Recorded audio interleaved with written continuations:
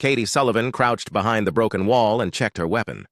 The plasma rifle felt heavy in her hands, but she had used it many times before. Around her, the sounds of battle filled the air. Human soldiers were fighting hard against the alien invaders, but they were losing ground fast. She looked across the battlefield and saw Ryan Cooper working on a damaged shield generator. The young human engineer had grease on his face and his uniform was torn, but his hands moved quickly over the control panel. Katie had known Ryan for 6 months now since the war started, and she respected his skill with machines. The aliens called themselves the Dominion Empire, and they wanted to take over all human worlds. Their ships were bigger, and their weapons were stronger than anything humans had. But humans fought back with courage and smart thinking. Katie was not human herself, but she had chosen to fight beside them. She was an elf from the old forests of Earth. Her people had lived hidden for thousands of years, while humans built cities and machines. When the aliens came, Katie knew she had to help. Her elven speed and ancient fighting skills made her a good warrior. Ryan finished fixing the generator and the blue energy shield came back to life. He looked over at Katie and gave her a quick smile. She felt something warm in her chest when he did that. Fighting together had made them close friends and maybe something more. The ground shook as another alien ship landed nearby. Dominion soldiers poured out of it like angry insects. They were tall with gray skin and red eyes. Their armor was black and covered with spikes. Katie had killed many of them, but more always came. Commander Lisa Brooks' voice came through the radio. She was the human leader of this battle and a good soldier. Katie had learned to trust her judgment, even though some humans still did not trust elves. All units fall back to position 7, Lisa said. We cannot hold this line much longer. Katie ran toward Ryan to help him move his equipment. The aliens were getting closer, and their energy weapons lit up the sky like deadly lightning. She reached him just as a plasma bolt hit the ground near his feet. We need to go now, she told him. Her elven hearing could pick up the sound of more alien ships coming. Ryan grabbed his tool bag and they ran together toward the human base. Other soldiers were running too, but some did not make it. Katie saw good people die and it made her angry. The aliens showed no mercy to anyone. They reached the base just as the outer walls came under attack. The Dominion had brought bigger guns this time. Katie knew the humans could not win this fight with normal weapons. They needed something special to turn the battle around. Lisa Brooks called a meeting of all the officers. Katie was not an officer, but Lisa let her join because she was a good fighter. They gathered in a small room under the base where the alien sensors could not find them. We have one chance, Lisa said. She pointed to a map on the wall. The aliens have a command ship in orbit. It controls all their forces on the ground. If we can get inside and steal their codes, we might be able to stop them. The other officers looked worried. The command ship was heavily protected, and getting inside would be almost impossible. Even if someone made it inside, they would not be able to get back out alive. Katie stood up. I will go, she said. Everyone looked at her with surprise. It is too dangerous, Ryan said. There has to be another way, but Katie had already made up her mind. Her elven abilities gave her the best chance of getting inside the ship. She was faster than humans and better at sneaking around. She also knew some old magic that might help. Lisa nodded slowly. If you can get the codes, it would save thousands of lives, but you would not come back from this mission. Katie looked at Ryan and saw the pain in his eyes. She wanted to tell him how she felt about him, but there was no time. The battle was getting worse and people were dying while they talked. I understand, she said. When do I leave? The plan was simple but dangerous. Katie would use a small ship to get close to the command vessel. Then she would sneak inside and find the main computer. The quantum codes were stored there, and she would need to download them before the aliens found her. Ryan worked all night to prepare her equipment. He gave her a special device that could break alien computer locks. His hands shook as he showed her how to use it. Promise me you will be careful, he said when they were alone. Katie touched his face gently. I promise I will try to come back to you, but they both knew she was lying. This mission would end with her death. The only question was whether she could get the codes first. The next morning, Katie climbed into the small fighter ship. Ryan stood on the platform watching her with sad eyes.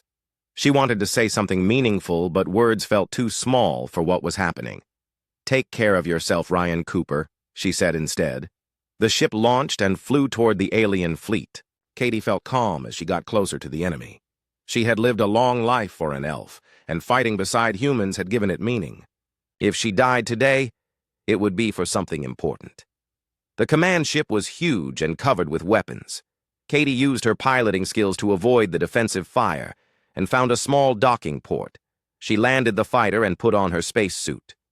Inside, the alien ship, everything was dark and cold. The corridors were filled with strange sounds and bad smells. Katie moved like a shadow, using her elven stealth to stay hidden. She killed 3 guards silently with her ancient blade. She found the main computer room after an hour of searching. The quantum codes were stored in a crystal device that glowed with blue light. Katie connected Ryan's hacking tool and started the download. Alarms began to sound throughout the ship. The aliens had found her fighter and knew someone was inside. Katie could hear their heavy footsteps getting closer. The download was only half finished, but she had to keep waiting. More guards arrived outside the computer room. Katie drew her weapons and prepared to fight. She killed the first 2 aliens that came through the door, but more kept coming. The download reached 90%. A plasma bolt hit Katie in the shoulder and she fell to her knees. Blood ran down her arm, but she stayed by the computer. The download was almost done. She just needed a few more seconds. The crystal device began to glow brighter. Something was wrong with the ship's power system. Katie realized the download had caused some kind of overload. The walls around her started to crack and bend. The download finished just as the ship began to tear itself apart.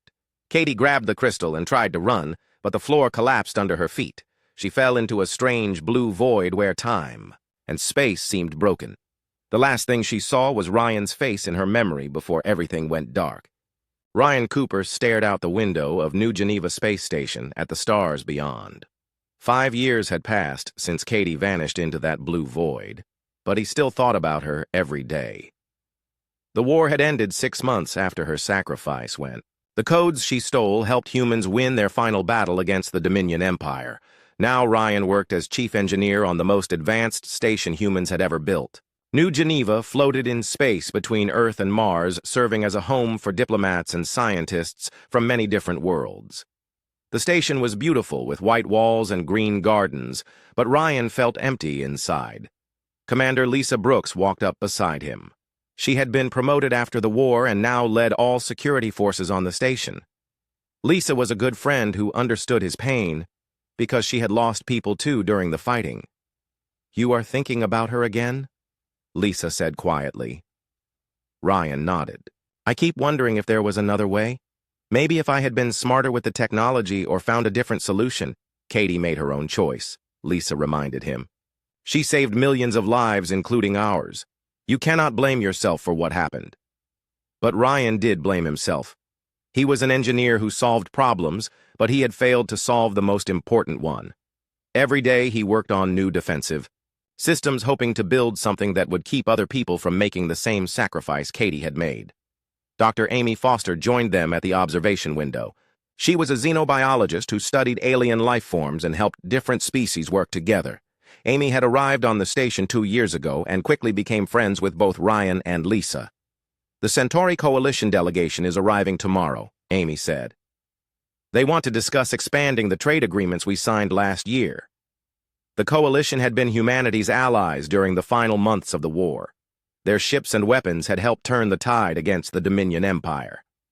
But Ryan sometimes wondered if they could be trusted completely. The Coalition was made up of 12 different alien species, and their motives were not always clear. Ryan went back to his workshop after the conversation ended. The room was filled with half-finished projects and computer screens showing technical drawings. He spent most of his time here working on ideas that might protect human colonies from future attacks. His computer made a soft beeping sound. A new message had arrived through the quantum communication network that connected all human worlds. Ryan opened it expecting to see reports from other engineers or requests for equipment. Instead, he found something strange. The message contained only a few lines of text written in an old language that few people knew anymore. Ryan felt his heart start beating faster as he read the words.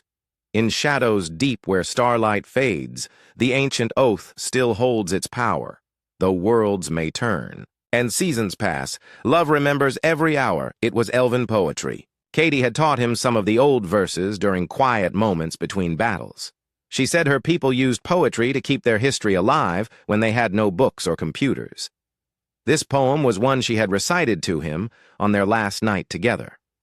Ryan checked the message source, but it showed only random numbers that did not match any known transmitter. Someone had sent this through channels that should have been impossible to access. His hands shook as he saved the poem to his personal files. Over the next few weeks, more messages arrived. Each one contained elven poetry or fragments of songs that only Katie would have known. Ryan told no one about them because he knew people would think grief was making him see things that were not real. The coalition delegation arrived as scheduled. It was led by a diplomat named Zara Veltar, who belonged to a species called the Ashen. She was tall and graceful with silver skin and large dark eyes. Zara spoke perfect human language and seemed genuinely interested in building friendship between their peoples. Amy spent time showing the delegates around the station and explaining human culture.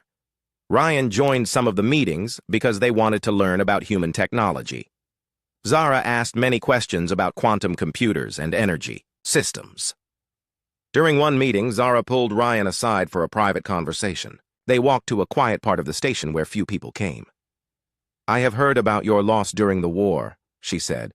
"The elf warrior who died to save your people. You must miss her very much." Ryan was surprised that Zara knew about Katie. The coalition had arrived late in the war and might not have learned about individual soldiers who had died. "Yes, I miss her," he said. "She was very brave and I cared about her deeply." Zara nodded with what looked like sympathy. "The Ashen people believe that strong bonds between souls can survive even death. Perhaps your friend is not as gone as you think." Before Ryan could ask what she meant, Zara excused herself and rejoined the other delegates. But her words stayed in his mind for days afterward. Meanwhile, strange things were happening elsewhere in the galaxy. Reports came in about attacks on neutral trading posts and research stations. The attackers used ships that looked like human vessels, but survivors said the crews were not human. Some people began to worry that a new war might be starting. Lisa increased security on New Geneva and asked Ryan to check all the defensive systems. As he worked, Ryan kept thinking about the poetry messages and what Zara had said about bonds surviving death. Late one night, while running diagnostics on the quantum communication array, Ryan made a discovery. Hidden in the random background noise of space, he found a pattern. Someone was using the quantum field itself to send coded messages that normal scanners would miss. Ryan worked for hours to decode the pattern. When he finally broke through, he found more elven poetry and something else. There were coordinates pointing to a location in the outer rim where few ships ever traveled. The next morning, Ryan went to Lisa with his discovery. She listened carefully as he explained about the messages and the hidden coordinates. "I know this sounds crazy," Ryan said, "but I think Katie might still be alive somewhere." Lisa studied the data for a long time. She had learned to trust Ryan's technical skills even when his theories seemed impossible. Even if she survived the ship explosion, how could she be sending messages? Lisa asked. "And why would she wait 5 years to contact us?" Ryan had been wondering the same things. Maybe she was hurt or captured. "Maybe someone has been holding her prisoner, the coalition species," Lisa said slowly. "They showed up at the end of the war and helped us win. But we never learned much about where they came from or what they really wanted." Ryan felt a chill run down his spine. What if their allies were not really allies at all? What if there was something darker happening behind the scenes? That evening, Ryan watched Zara Veltar at a diplomatic dinner. She smiled and talked with human officials, but her eyes seemed sad when she thought no one was looking. Several times, she glanced in Ryan's direction as if she wanted to tell him something important. After the dinner ended, Ryan followed Zara to the observation deck, where she stood alone looking out at the stars. He approached carefully, not wanting to startle her. "You know something about Katie?" he said. It was not a question. Zara turned to face him, and Ryan saw fear in her dark eyes. She looked around to make sure they were alone, then spoke in a whisper. "There are things my government does not want humans to know," she said. Secrets that could destroy the peace between our peoples. Tell me, Ryan said. Zara was quiet for a long moment. Your friend did not die in that ship. She was taken prisoner by people in my own government who wanted to study her. They have been keeping her in a secret facility for 5 years. Ryan felt anger and hope fighting in his chest. Katie was alive, but she had been suffering while he thought she was dead. Where is she? He demanded. I cannot tell you here, Zara said. There are too many listening devices and spies. But I have been planning to help her escape. I need your assistance to make it work. Why would you help us? Ryan asked. What do you gain from betraying your own people? Zara looked out at the stars again. Because what they are doing is wrong.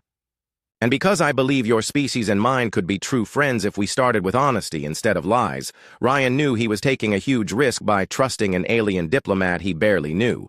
But the poetry messages and the hidden coordinates made sense now.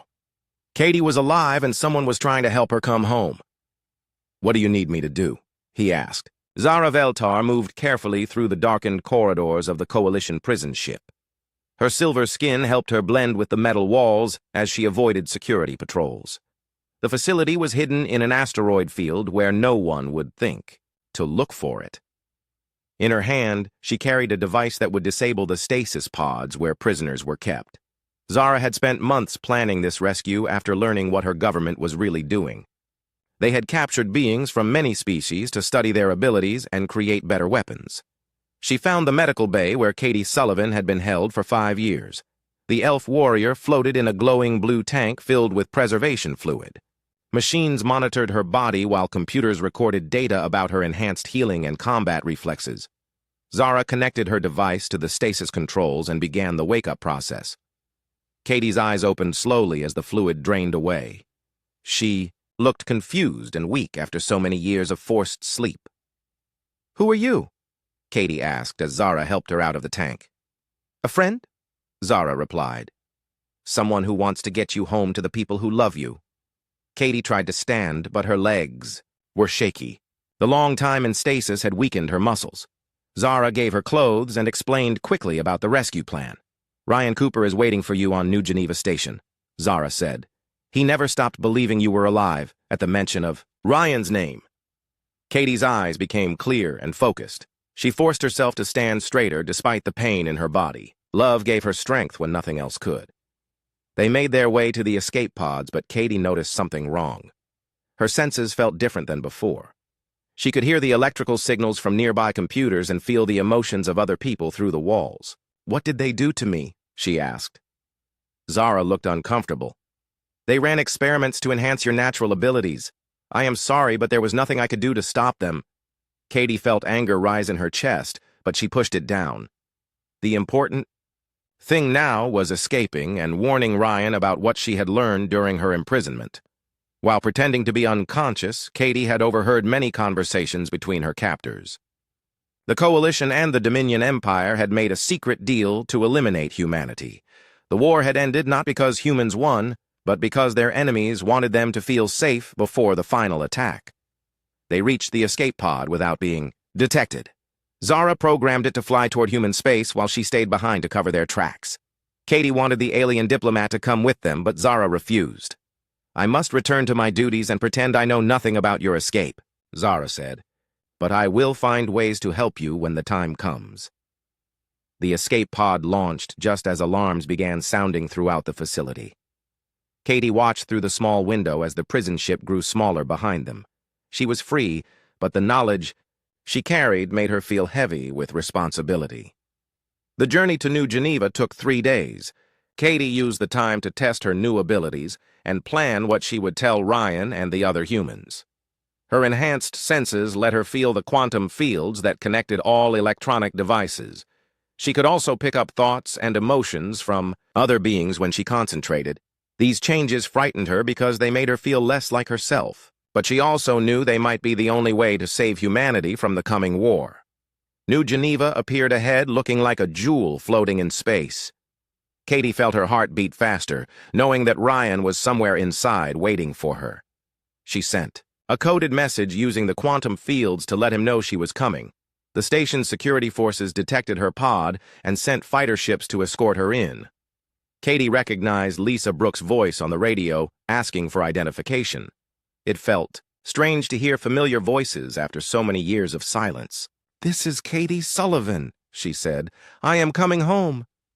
There was a long pause before Lisa responded. "Katie, is that really you? We thought you were dead." "I will explain everything when I arrive," Katie said. "But first I need to see Ryan. The landing. Bay was crowded with people who wanted to see the elf warrior who had returned from the dead." Katie stepped out of the pod on unsteady legs and looked around for Ryan's face. She found him standing near the back of the crowd, looking older and more tired than she remembered. Their eyes met across the distance, and Katie felt the same warm feeling she had experienced during the war. Ryan pushed through the crowd and ran toward her.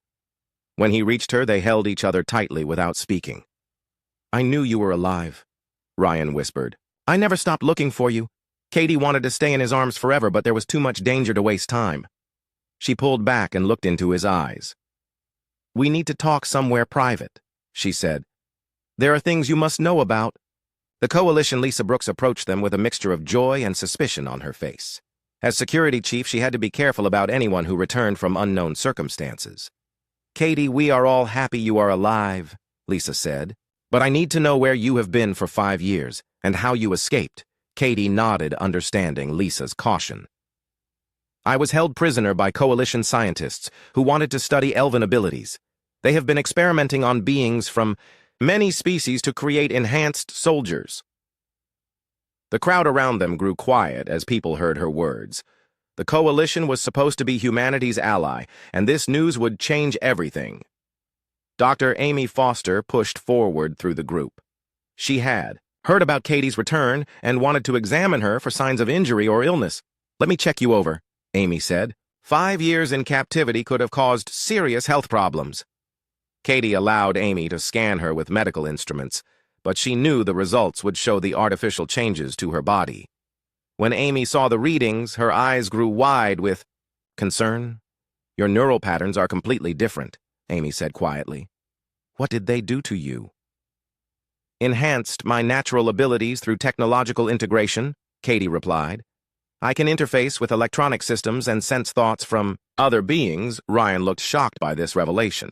The woman he loved had been changed into something partly artificial. But Katie saw acceptance in his eyes along with the shock. "Are you still you?" he asked. Katie smiled for the first time since her return. "Yes, I am still me, just with some extra capabilities that might help us survive what is coming." She told them about the secret alliance between the Coalition and Dominion remnants. The plan was to frame humanity for attacks on neutral worlds and then launch a massive invasion, while human forces were scattered defending against false accusations. Lisa immediately called for an emergency meeting of all senior staff. They gathered in a secure conference room where Katie could speak freely about what she had learned. "How long do we have before they attack?" Lisa asked. "Days, not weeks," Katie said. "The frame-up operations have already begun. Soon humans will be blamed for terrorist attacks, and the galaxy will turn against us." Ryan studied the technical data Katie had memorized about coalition weapons and ships. His engineering mind was already working on possible defenses.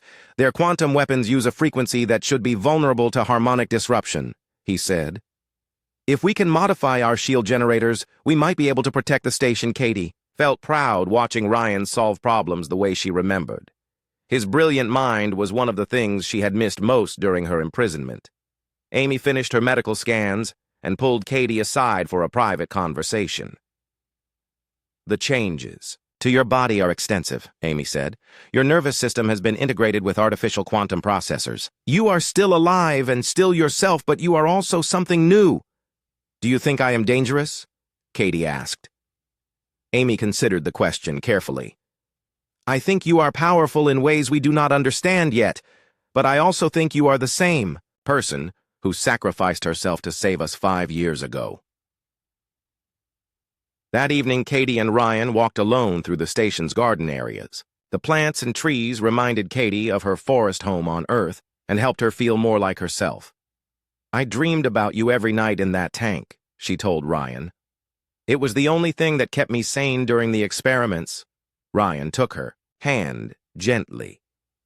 I sent messages through the quantum field, hoping you might somehow receive them.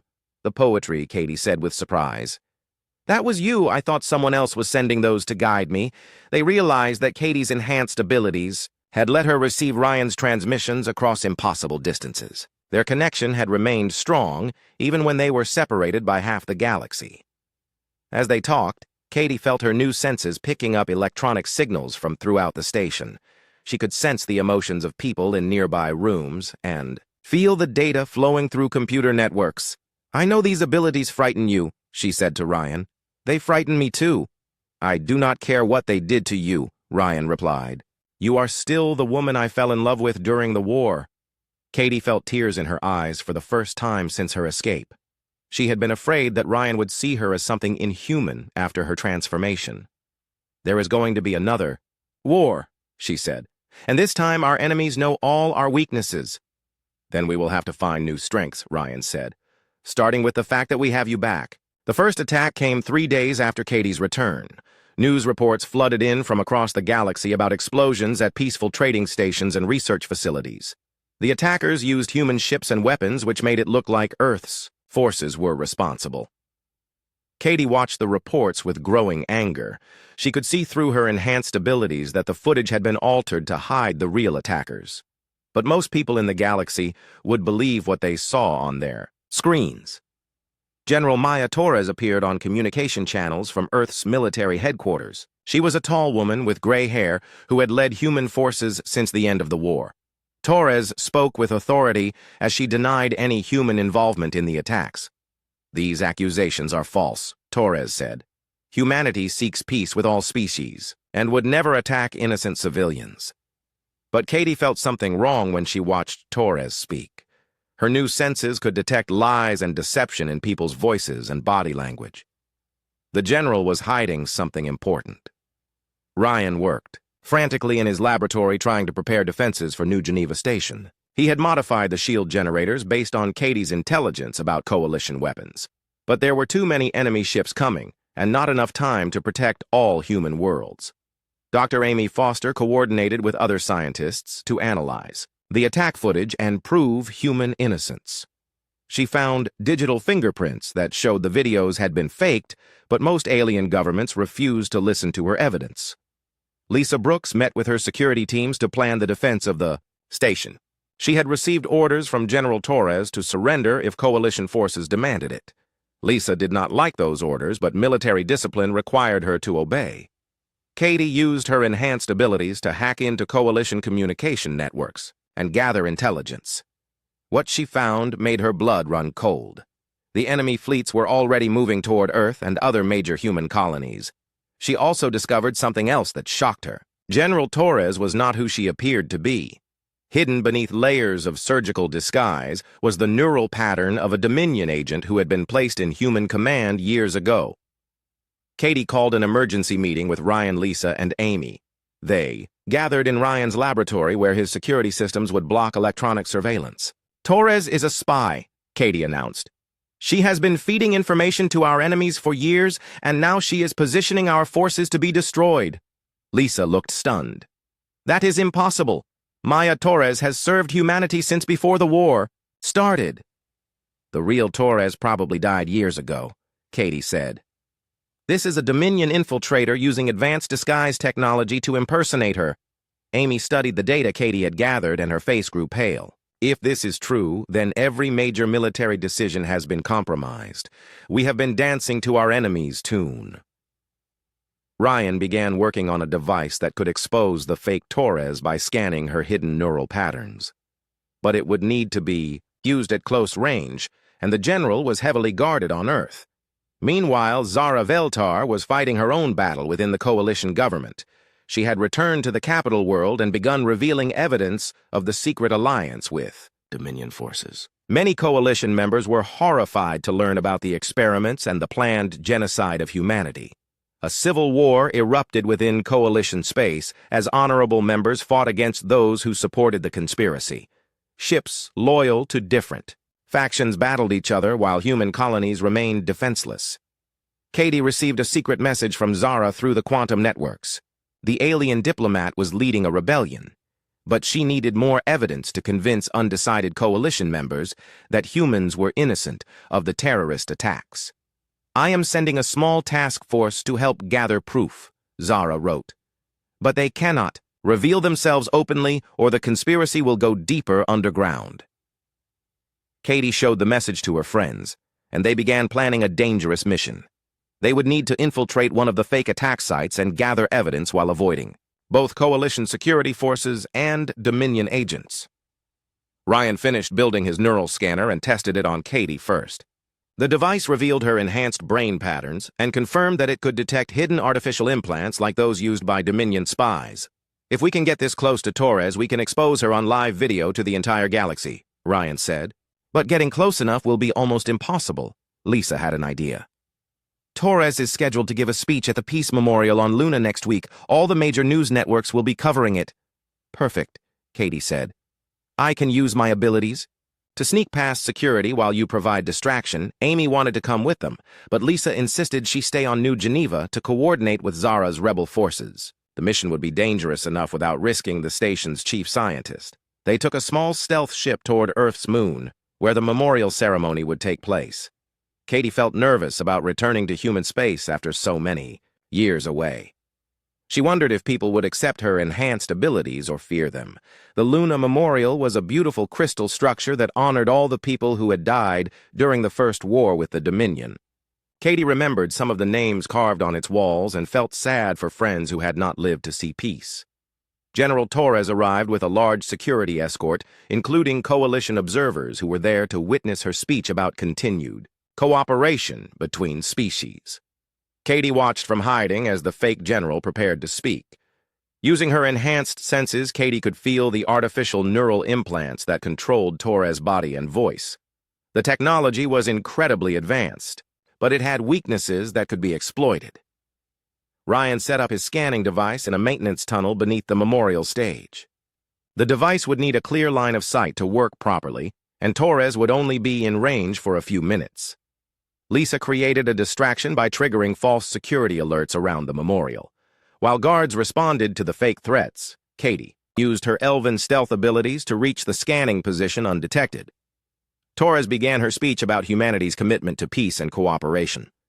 Her words sounded sincere, but Katie could sense the hatred and contempt hidden beneath the awe. "Artificial personality. We must work together to find the terrorists who have attacked innocent people," Torres said. "Justice will be served against those who threaten galactic peace." Katie activated Ryan's scanner and aimed it at the general. The device began penetrating the layers of disguise technology to reveal what lay beneath. On screens throughout the day memorial, the scanner's output showed Torres' true identity. The crowd gasped as they saw the image of a Dominion agent where their trusted leader had been standing. Torres tried to deny the evidence, but her artificial disguise began failing under the scanner's influence. Coalition observers saw their ally revealed as an enemy spy and immediately broadcast the evidence to their home worlds. Within hours, the news spread across the galaxy that humanity had been framed by their supposed friends. But Torres managed to escape during the confusion surrounding her exposure.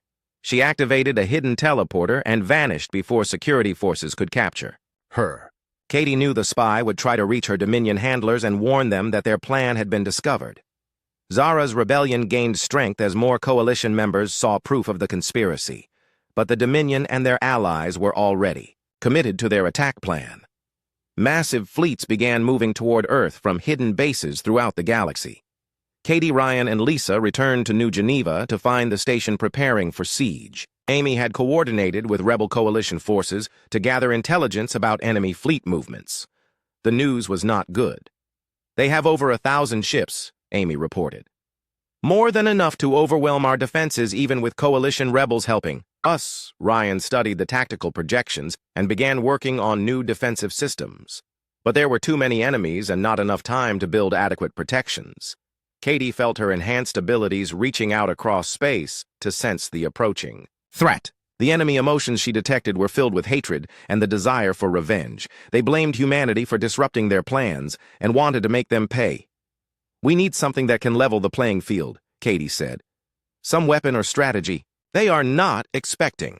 Ryan had been working on a theoretical quantum weapon that could disable ships without destroying them. But the device required someone with enhanced neural abilities to operate it properly. Katie was the only person who might be able to make it work.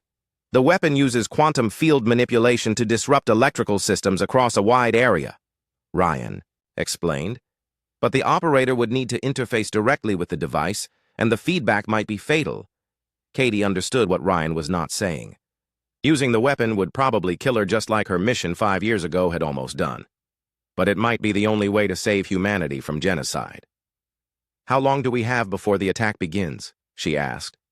Lisa checked the latest intelligence. Reports. The main fleet will reach Earth in 2 days. The advance forces are already here. Katie looked at Ryan and saw the same pain in his eyes that had been there during the First War. He did not want to lose her again, but they both knew what had to be done. Start building the weapon, she told him. And this time I am going to make sure I come back to you. The enemy fleet arrived at Earth like a dark storm, blocking out the stars.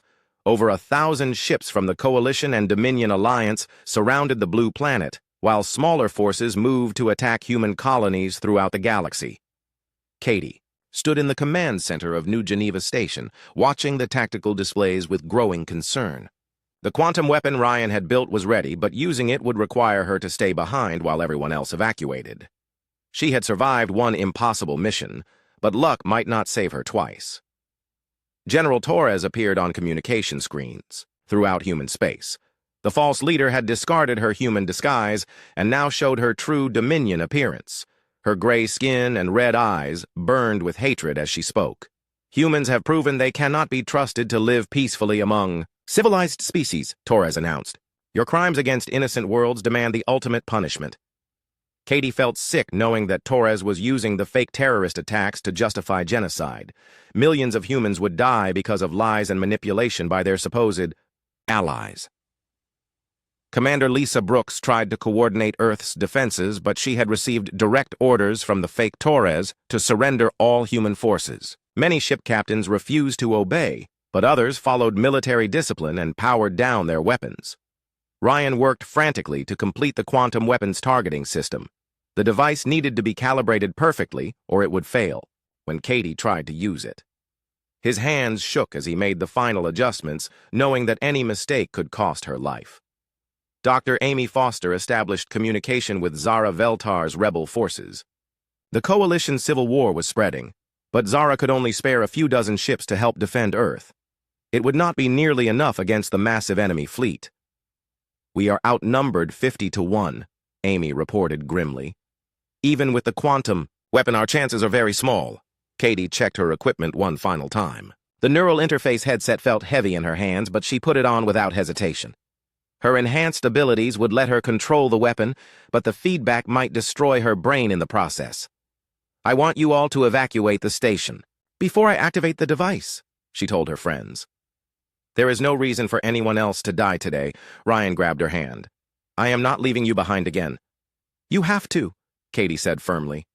Someone needs to survive to tell people what really happened here, but Ryan had already made his decision. The weapon needs constant calibration to stay effective. If you are controlling it from the neural interface, then I need to monitor the technical systems. Katie saw the determination in his eyes and knew she could not change his mind. During the war, she had learned that Ryan Cooper never backed down when people he cared about were in danger. Lisa Brooks also refused to leave. This is my station and my responsibility. As security commander, I should be the last one to evacuate. Amy wanted to stay too, but Katie insisted that someone had to coordinate with the rebel forces and document what happened. Reluctantly, Amy agreed to leave with the other station personnel. The evacuation ships launched just as the enemy fleet moved into attack position. Katie watched her friends and colleagues escape to safety while she prepared for what might be her final battle. The quantum weapon filled an entire deck of the station with cables and crystalline components that hummed with dangerous energy. Ryan had built it using principles that pushed the limits of human science and technology that Katie had stolen from Coalition databases. Are you ready? Ryan asked as he powered up the targeting computers. Katie put on the neural interface and felt the weapon's systems connect with her enhanced brain. Information flowed through her consciousness like a river of electricity.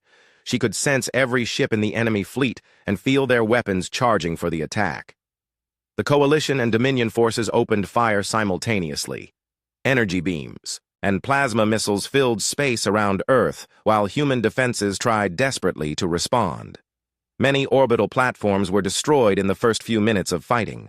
Katie activated the quantum weapon and felt power surge through her body. The device reached out across space with invisible fingers of disrupted reality. Enemy ships began losing power as their electrical systems failed one by one, but there were too many targets, and the weapon was not designed to affect such a large area.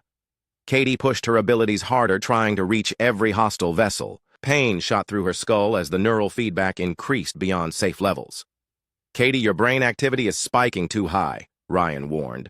"You need to reduce power, or the interface will burn out your nervous system." "I can handle it," Katie said through gritted teeth. She had endured 5 years of alien experiments and would not give up now when humanity needed her most. More enemy. Ships lost power, but others adapted their systems to resist the quantum disruption. The weapon was working, but not fast enough to stop the massive fleet from destroying Earth's defenses. Ryan made rapid adjustments to the targeting system, trying to help Katie focus the weapon more effectively. He could see her vital signs reaching critical levels, but she refused to stop. Suddenly, Zaraveltar's rebel ships appeared behind the enemy fleet. The Coalition forces loyal to peace and justice had finally arrived in force. Hundreds of ships opened fire on their former allies while broadcasting messages about the conspiracy to the entire galaxy. The surprise attack threw the enemy formation into chaos. Ships that had been preparing to bombard Earth suddenly found themselves fighting for survival against rebels who knew all their weaknesses. Katie felt the change in the battle and redirected the quantum weapon toward the largest enemy vessels. With the pressure reduced by Zara's attack, she could focus her abilities more precisely. One by one, the massive Dominion battleships lost power and drifted helplessly in space. Their crews were trapped inside disabled vessels, while smaller human ships moved in to capture them. But the effort was destroying Katie's enhanced nervous system. Blood ran from her nose and her vision began to blur. The neural interface was burning out the artificial components in her brain. "I cannot maintain this much longer," she told Ryan. "Just a few more minutes," he replied. The enemy command ship is still active and coordinating their retreat. Katie pushed her abilities to their absolute limit. The quantum weapon reached across space and wrapped around the enemy flagship like an invisible fist. Electricity arced through the ship's systems as every circuit overloaded simultaneously. General Torres appeared on communication screens one final time as her ship lost power. The fake leader's red eyes burned with fury as she realized her plan had failed. "This is not over, human," Torres snarled. "We will return and finish what we started." "No, you will not," Katie replied. Her voice carried the authority of someone who had sacrificed everything to protect the innocent. "Your lies have been exposed, and your allies have abandoned you." The neural interface finally overloaded and shut down. Katie collapsed as the connection severed, but she was still alive. The artificial components in her brain had been destroyed, but her natural elven abilities remained intact. Ryan caught her as she fell and held her close. "Is it over?" he asked. Katie looked at the tactical displays showing enemy ships surrendering throughout the system. Zara's rebels had broadcast evidence of the conspiracy to every world in the galaxy. Public opinion had turned completely against the secret alliance. "Yes, it is over," Katie said weakly. "At least this part of it." The battle's end brought a strange quiet to space around Earth. Disabled enemy ships drifted among the wreckage while rescue vessels moved to help survivors from both sides. Katie had insisted that the quantum weapon disable rather than destroy so that fewer people would die. Dr. Amy Foster returned to the station as soon as it was safe. She examined Katie and found that the woman had lost her enhanced abilities but suffered no permanent damage. The artificial components were gone, but Katie was still herself. "How do you feel?" Amy asked. "Different but better," Katie replied. "I think I prefer being completely myself instead of part machine." Zaraveltar came aboard New Geneva to meet with the human leaders and formally apologize for her government's actions. Many coalition species were horrified to learn about the conspiracy and wanted to make amends. The rebels have taken control of coalition leadership, Zara reported. We are forming a new government based on equality and honest cooperation with all species. Katie shook hands with the alien diplomat who had risked everything to help her escape. Thank you for giving me the chance to come home. Thank you for showing us that some things are worth fighting for, Zara replied. In the weeks that followed, humanity's reputation was restored as evidence of the conspiracy spread throughout the galaxy. The fake terrorist attacks were revealed as Dominion operations designed to frame innocent people. New treaties were signed based on mutual respect rather than hidden agendas. The coalition's new leadership worked to rebuild trust while former Dominion worlds were helped to establish democratic governments. Katie and Ryan were offered many honors and rewards, but they preferred a quieter life.